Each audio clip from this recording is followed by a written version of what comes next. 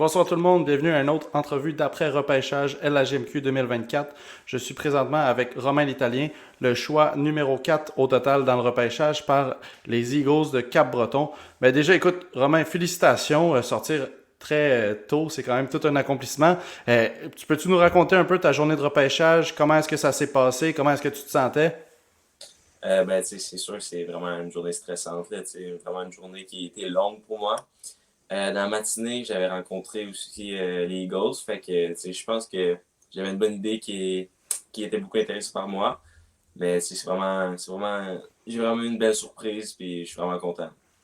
Puis là, tu dis que dans la matinée, tu avais rencontré les Eagles. Est-ce que toutes les entrevues sont passées à peu près dans les journées du repêchage ou bien ça fait longtemps que tu en as plusieurs?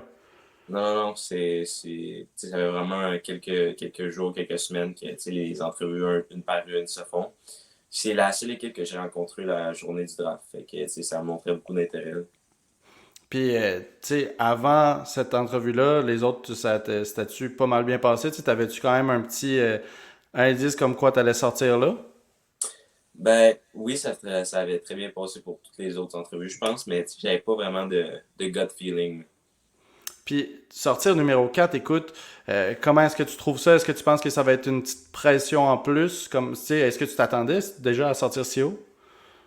Tu sais, je pense que j'avais mes chances de sortir à ce rang-là. Oui, tu sais, ça amène une pression de plus, c'est sûr. Je pense que, tu sais, je réponds bien à la pression, fait que je suis prêt pour ce défi-là. Puis là, tu te fais repêcher par les Eagles du Cap-Breton, qui sont une équipe qui sont pas totalement en reconstruction, mais qui sont pas totalement proches d'aller compétitionner. Donc, ils sont un peu dans un moment où il faut qu'ils prennent des décisions sur ce qu'ils veulent faire. Comment est-ce que tu trouves la situation dans laquelle tu te retrouves? C'est sûr que, tu sais, il va y avoir beaucoup de compétition l'année prochaine, là. Je pense que je vais arriver plus, euh, le, le plus près possible au camp, puis je vais essayer de faire ma place dans l'équipe, c'est sûr. Mais comme je te dis, tu sais, il y a vraiment une belle équipe là-bas l'année prochaine, fait que c'est sûr qu'il va y avoir de la compétition. Puis au niveau de la distance, comment tu trouves ça? Comment tu penses que ça va être l'expérience d'aller justement, tu sais, euh, en tout cas, tu aurais pu être moins dépaysagé que ça quand même. Tu sais, oui, c'est sûr que c'est loin, mais regarde, tu sais, il n'y a pas beaucoup de monde dans la vie qui peuvent vivre des expériences, des belles expériences de même. Fait que je prends ça pour le bon, puis c'est pas mal ça. Est-ce que ton anglais est pas mal déjà sharp? Ouais, je pense que c'est sûr qu'il va s'améliorer encore, mais tu sais, je me considère bon en anglais. Ben écoute, ça va être pratique si jamais tu te rends là pour les entrevues du repêchage LNH. Fait que je te le souhaite, ça va être de la bonne pratique pour ça. Euh, pour les fans du Cap-Breton là, qui regardent pas de QM18, là, qui t'ont pas vu jouer, est-ce que tu peux décrire un peu quel type de joueur tu es? Qu'est-ce que tu vas amener à leur équipe? Moi, je suis un gros centre droitier qui est capable d'être offensif, mais autant aussi défensif. J'ai vraiment un bon IQ. Tu sais, je pense que je vais amener beaucoup tu sais, de polyvalence à l'équipe. Là. Je pense que je suis vraiment un gars qui peut jouer dans toutes les situations de la game. Puis c'est sûr que moi, je vais amener tu sais, du travail, puis que je vais avoir un impact dès que je vais rentrer dans l'alignement. Puis là, tu dis que tu es un joueur qui peut jouer dans pas mal toutes les situations. Est-ce que cette année, avec le Blizzard, tu as joué Power Play et Penalty Kill? Tu as fait les deux? Oui, j'ai fait les deux. J'ai joué en piqué, en powerplay. Je jouais à 6 contre 5 quand on perdait par un. Tu sais, je jouais tu sais, quand on gagnait, puis fallait pas se faire scorer. Tu sais, j'étais là aussi. Fait que je pense que j'ai vraiment joué dans toutes les situations. Puis est-ce que ça a été comme ça pas mal toute ta carrière ou bien en étant plus jeune, ils te poussaient un peu plus vers le côté offensif ou défensif? C'est sûr, je pense que je me suis vraiment développé offensivement cette année, mais tu sais, avec moi et mon coach, on continuait tu sais, peut-être quelques lacunes défensives qu'on continuait beaucoup à améliorer, Mhm. puis je pense que j'ai vraiment amélioré les deux côtés cette année. Puis là, cette année, quand on regarde tes statistiques, déjà, ça saute aux yeux. Tu as eu une excellente saison en termes de production en QM18. Qu'est-ce que tu penses que ça va prendre pour amener cette même production-là au niveau prochain en LHMQ? C'est sûr il va falloir que je m'ajuste à la vitesse. Là, tu sais, j'ai mon frère qui est plus vieux, qui joue dans la GMQ. Tu sais. Lui, il sait que la vitesse, elle monte d'un cran à chaque niveau. Fait que c'est sûr que je vais devoir m'ajuster à la vitesse des joueurs et à la vitesse du jeu.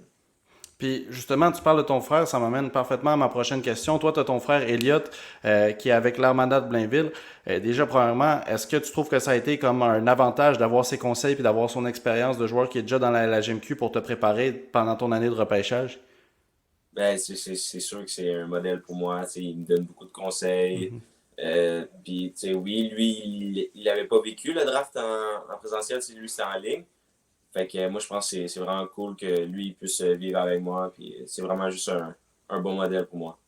Est-ce qu'il est venu avec toi au repêchage? Oui, Puis là, euh, est-ce que, tu sais, des fois, quand on regarde des joueurs plus jeunes puis ont un frère un peu plus haut, c'est le problème que beaucoup de fans ou bien de scouts vont faire, vont trop penser. Tu sais, on voit avec TJ Ginla puis le fils de Jérôme Ginla au repêchage cette année, là, souvent les comparaisons, c'est juste avec ça. Toi, est-ce que tu penses qu'il y a beaucoup de similarités dans ton style de jeu et celui de ton frère ou bien c'est quand même complètement différent? je pense qu'il y a des similarités, mais aussi des différences. Là. Je pense que mon frère, c'est vraiment un joueur qui est complet. Je me considère aussi complet. Mhm. Mais je pense qu'il y a beaucoup de différences dans notre game. Puis comment est-ce que tu trouves ça, l'expérience de... euh, tu vas bientôt pouvoir jouer contre ton frère. Comment est-ce que tu anticipes ça? Puis tu sais, ton frère, mais aussi tous les anciens coéquipiers de ton équipe. Je sais qu'il y en a qui étaient déjà repêchés cette année, puis Ouais. là, vous en avez encore plus de repêchés. Fait que tu sais, c'est sûr que tu vas te retrouver face à ces gars-là, puis face à ton frère. Là. Comment tu vois ça arriver?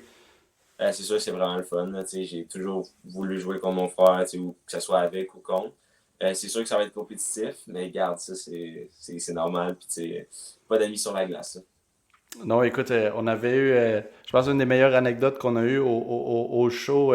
C'était la saison passée quand on avait reçu Miguel et Jordan Torigny en même temps, puis qui Ouais. racontaient leur premier match. Ça a l'air d'être vraiment fun comme compétition entre frères. Puis après ça, tu sais, ils se taquinent avec ça pendant des années, des années, des années. Là. Ouais, c'est ça.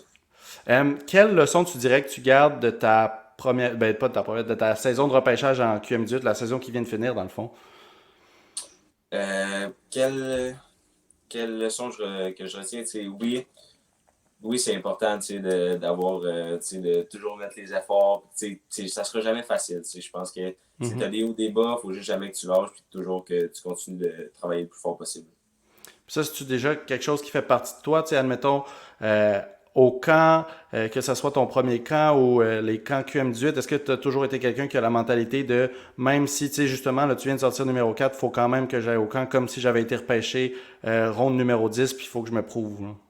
Non, c'est sûr, oui, c'est sûr que c'est ça, parce que, oui, j'ai été repêché numéro 4, mais pour moi, le rang, oui, ça veut dire quelque chose, mais rendu là, ça veut rien dire. Je vois autant qu'un choix de sixième ronde qui s'en va au camp là. Fait que je pense que il faudra que je fasse, je prouve mes preuves, que je fasse ma place.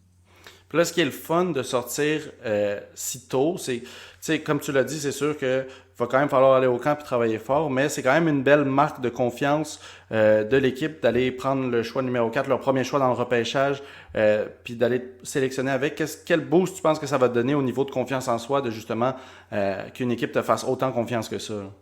Ben, c'est sûr que si ça fait vraiment du bien qu'une équipe te fasse confiance, qui est repêché quatrième au total dans un draft qui avec beaucoup de talent comme ça, c'est sûr que ça fait chaud au cœur.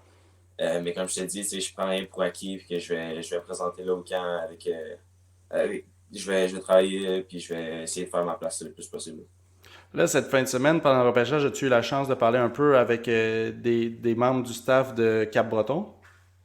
Oui, c'est sûr. J'ai beaucoup parlé avec le coach Louis Wabitaille. Je parle aussi avec les DG, les scouts, head scouts. Puis... Puis ça fait, on a une bonne première impression. Oh oui, c'est sûr. Excellent. Écoute, quelques dernières questions pour finir. En premier, qu'est-ce que tu penses, quel aspect de ton jeu tu penses qui est le plus prêt pour la LHJMQ? Mais comme je t'ai dit, je pense que je suis vraiment un joueur polyvalent qui peut jouer dans toute Mhm. situation.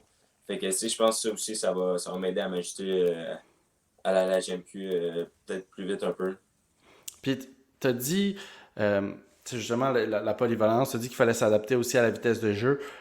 Mais en LHMQ, il y a aussi l'aspect physique. Les gars sont plus vieux, les gars sont plus gros. Mais toi, tu as un super bon gabarit pour tu sais, te préparer à ça. Je pense que tu es habitué quand même à jouer physique. Est-ce que cet aspect-là, c'est quelque chose qui t'intimide un peu ou bien ça aussi, tu te sens prêt à affronter ça? Je pense que je me sens prêt à affronter ça, mais comme tu dis, c'est sûr que les gars sont plus gros, les gars frappent plus fort. Mais garde, je vais garder la tête haute, puis je pense que ça va bien aller. Puis quel aspect de ton jeu tu aimerais le plus travailler avant de faire ton entrée en LHMQ? Ben, c'est sûr que, comme je te dis, la vitesse des joueurs est toute plus grande. Ils ont plus de force dans les jambes. Fait que c'est sûr que moi, améliorer ma vitesse, mon Mhm. explosion, c'est vraiment quelque chose que je voudrais faire pour m'aider à performer dans la GMQ. Puis là, pour le futur proche, donc cet été, puis la saison prochaine, qu'est-ce qu'on peut te souhaiter? Euh, du succès, s'il vous plaît. Mais oui, du succès, mais beaucoup, beaucoup de succès d'équipe, beaucoup de succès personnel. De rester en santé, je pense que ça, c'est. J'ai été blessé cette année, Mhm. fait que je pense que ça serait vraiment le meilleur cas. Mais ouais, c'est vrai ça, je pense que rester en santé, si je reste en santé et que je travaille fort, je vois pas pourquoi je pourrais pas avoir de succès. Ben écoute, je suis entièrement d'accord avec toi. Tu as tout le talent qu'il faut pour réussir. Cap-Breton sont vraiment chanceux d'avoir un joueur comme toi. Je te remercie, Romain, d'avoir pris le temps, puis je te souhaite le meilleur pour l'été, puis ta prochaine saison, que ce soit en LHMQ ou en QM18. Merci à toi. Bonne soirée, Romain. Salut, merci.